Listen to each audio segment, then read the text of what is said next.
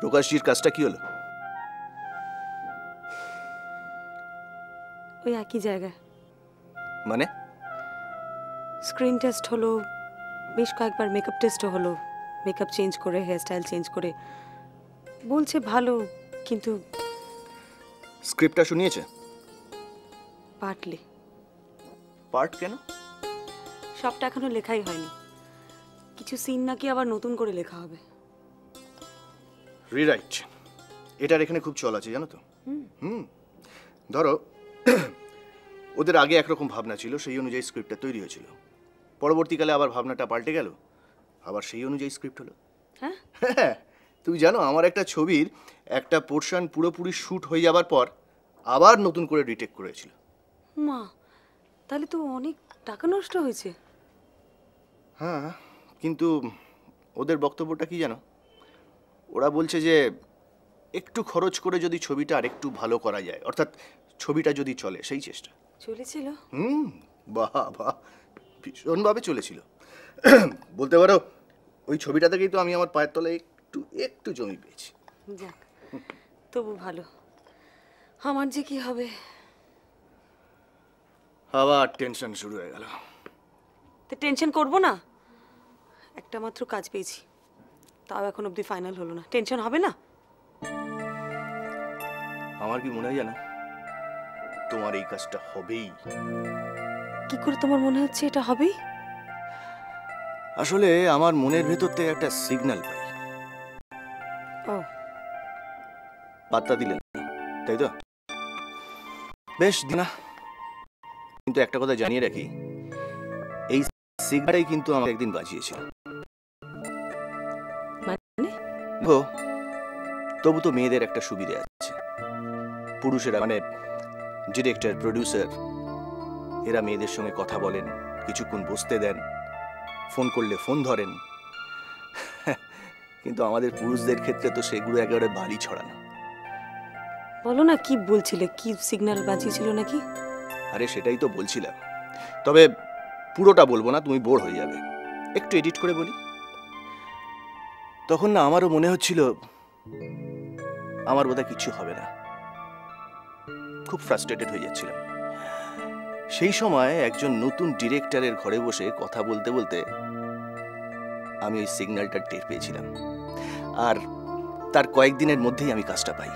তার মানে আর কিছুদিন পরেই আমার কাজটা পাওয়ার সম্ভাবনা আছে? সম্ভাবনা বলছো কেন? দেখো, এত অবিশ্বাসী হলে কিন্তু কিচ্ছু হবে না। নিজের ওপর আস্থা রাখতে হবে, ভাগ্যের ওপর ভরসা করতে হবে। ওসব ভাগ্যটাকে আমি বিশ্বাস করি না। অবিশ্বাসী লোকেদের ভাগ্যটা কিন্তু খারাপ হয় না। তুমি বুঝতে পারছো না কেন বিনোদ? আমি মেন্টালি ভীষণ আপসেট হয়ে যাচ্ছি। কেন? কেন আবার? ছোটবেলা থেকে আমার মা আমাকে স্বপ্ন দেখিয়েছে, আমাকে নায়িকা হতে হবে, বড় অভিনেত্রী হতে হবে। চলেছে তার প্রস্তুতি, কত প্ল্যানিং, কত প্রোগ্রাম। এখন অবধি কিছুই হলো না, নেট রেজাল্ট 0। তুমি দেখছি প্রচন্ড অধৈর্য হয়ে পড়েছ। অবশ্য একটা সময় আমারও এরকম অবস্থা হয়েছিল, তবে তোমার সঙ্গে আমার তুলনা চলে না, কারণ আমি ছিলাম একদম অনামী।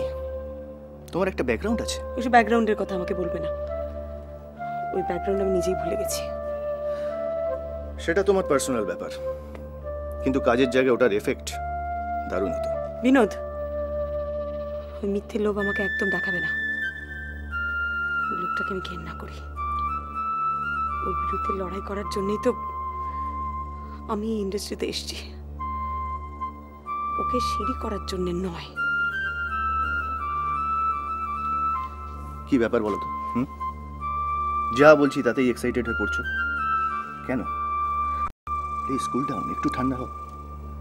আমি বলছি আমার মনের সিগন্যাল সত্যি হবেই।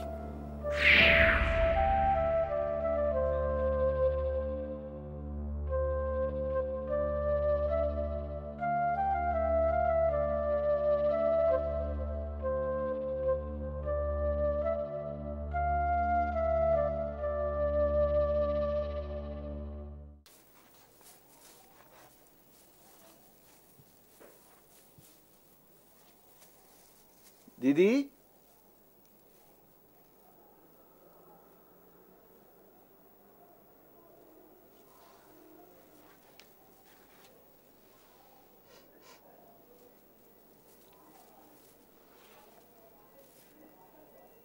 দিদি,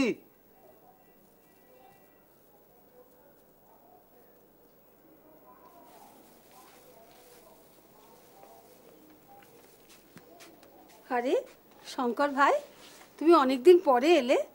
হ্যাঁ লক্ষ্মীদি, ওই শরীরটা খুব খারাপ হয়েছিল তো। কি হয়েছিল তোমার? আর বলো কেন, টাইফয়েড। টাইফয়েড? ও মা, বসো বসো, তোমার শরীরটা খুব ভেঙে গেছে গো। দিদি কই? ও তো শুটিংয়ে গেছে। হ্যাঁ বাবা, এত সকালে? এখন আর সকাল রাত এসব বলে কিচ্ছু নেই জানো। কেন? আগে তো দিদি সকাল 9টার আগে কোনোদিন শুটিংয়ে যেত না, তারপরে খুব জরুরি না থাকলে, সন্ধ্যের পরে আউটডোর না থাকলে শুটিং করতো না। সেসব কি সব রুটিন পাল্টে গেল? সব পাল্টে গেছে। এখন রাতে খায়ও না, রাতে কতটুকু সময় যে ঘুমোয় তাই বা কে জানে। ওর দিকে চাইলে না আমার আমার খুব খারাপ লাগে জানো। কেন, কি হয়েছে? তুমি আজকাল স্টুডিও পাড়াতে যাও না? না, ওই আমার বললাম না যে শরীরটা খুব খারাপ হয়েছিল, তাই অনেকদিন যাওয়া হয়ে ওঠেনি আর কি। মানে ও তাই তাই তুমি কিছু জানো না? কিছু জানি না? কি জানি না? ওই ওই ছেলেটা ঠিক কাজ করেনি। ছেলেটা ঠিক? কোন ছেলেটা? ওই যে যার সঙ্গে তুমি কাজলের আলাপ করিয়ে দিয়েছিলে। হ্যাঁ, বিনোদদা? কি করেছে বিনোদদা? বিনোদদা কি করেছে লক্ষ্মীদি? বলো বলো, তুমি চুপ করে থেকো না, বলো। মানে সেরকম কিছু না। ওই কিরকম বলো। আমরা কিছু বুঝতে পারিনি জানো। রেনুদের মতো মানুষও কিছু বুঝতে পারেনি। কিচ্ছু বুঝি লক্ষ্মী, ঠিক করে পরিষ্কার করে বলো কি হয়েছে, বলো। ভেতরে ওরা যে এত দূর এগিয়েছে, মানে আমরা কেউ বুঝতে পারিনি। আমরা কিছু জানি না, কিছু ভিতরে ভিতরে সব লক্ষ্মী, হেয়ারকে তুমি পরিষ্কার করে বলি হয়েছে। কি বলে বলবো, দুজনের মধ্যে ভালোবাসা হয়েছে। ভালোবাসে মানে প্রেম? হ্যাঁ, আর সেই ধাক্কাটা সামলাতে গিয়ে জয়া মানে উল্টা।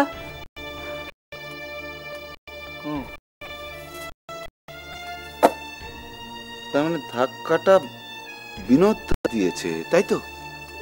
না, সেরকম কিছু নয়। মানে আমার কি মনে হয় জানো, ওদের দুজনের মধ্যে কোনো একটা গোলমাল কিছু হয়েছে। গোলমাল? কি রকম? তা তো জানি না। জানো না? না, জানি না। জানো না মানে তাহলে কে জানে? কেউ জানে না। রেনুদের মতো মানুষও কিচ্ছু জানে না। আন্টিও জানে না? না, কাজল তো আমাদের কাউকে কিচ্ছু বলে না। তাহলে বিনোদদা বলবে। হ্যাঁ, শঙ্কর, তুমি এখান থেকে কোনো ফোন করো না। না, ফোন করবো না? না। কেন?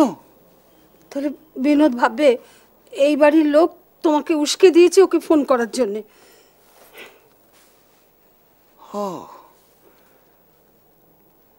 আচ্ছা, ঠিক আছে ঠিক আছে, ফোন করবো না, আমি বাইরের থেকে ফোন করবো। শঙ্কর, শঙ্কর যেও না, শোনো। শঙ্কর, কোথায় যাচ্ছ?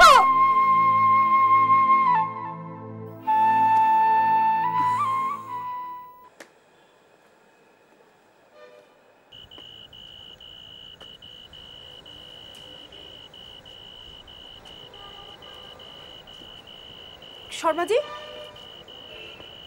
শর্মাজি না? আরে ম্যাডাম, আরে আপনি আমার সঙ্গে কথা বলছেন? আপনারা কথা বললে আমার বড় ভালো লাগে। ভালো লাগে কেন? হ্যাঁ, আপনারা তো এই স্টারদের নিয়েই সব সময় থাকেন, তাদের নিয়ে লেখালেখি করেন, তাদের খোঁজ খবর করেন, ফোন করেন।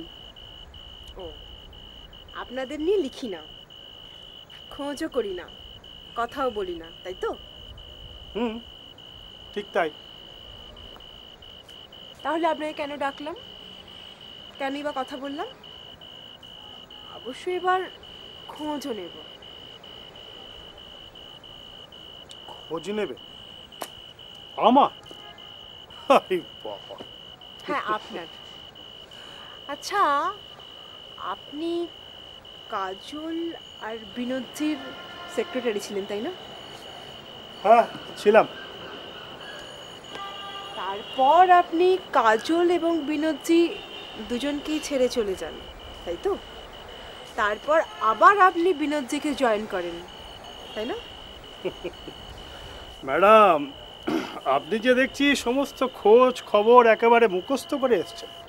এই কথাগুলো তো সবাই জানে, যেটা জানে না সেটাই আমাকে খবর করতে হবে।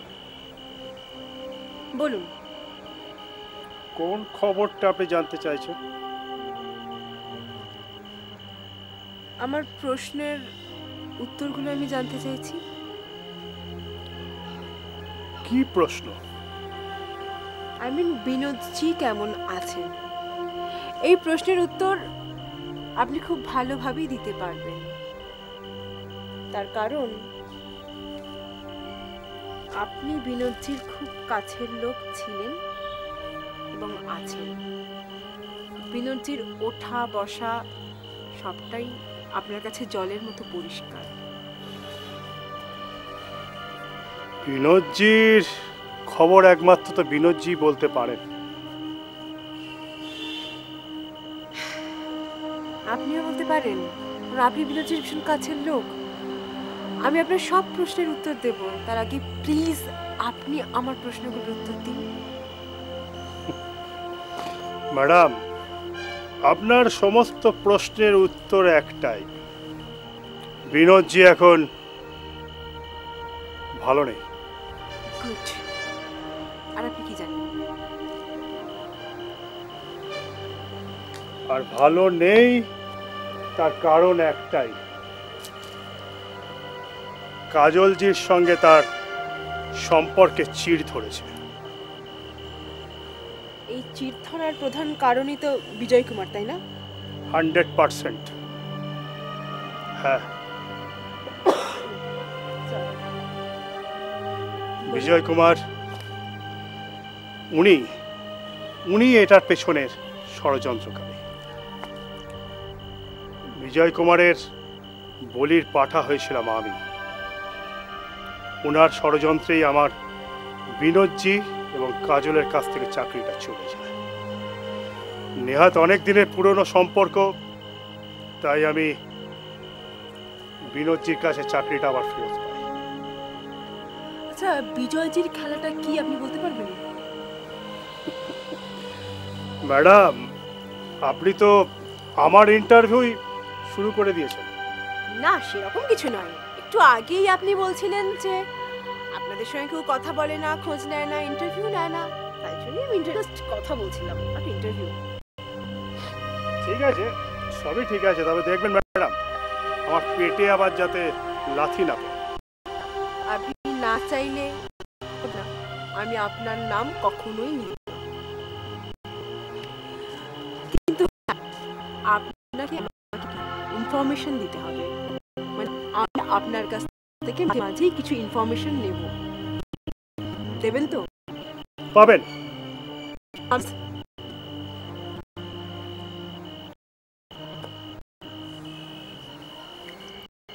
প্রমিস।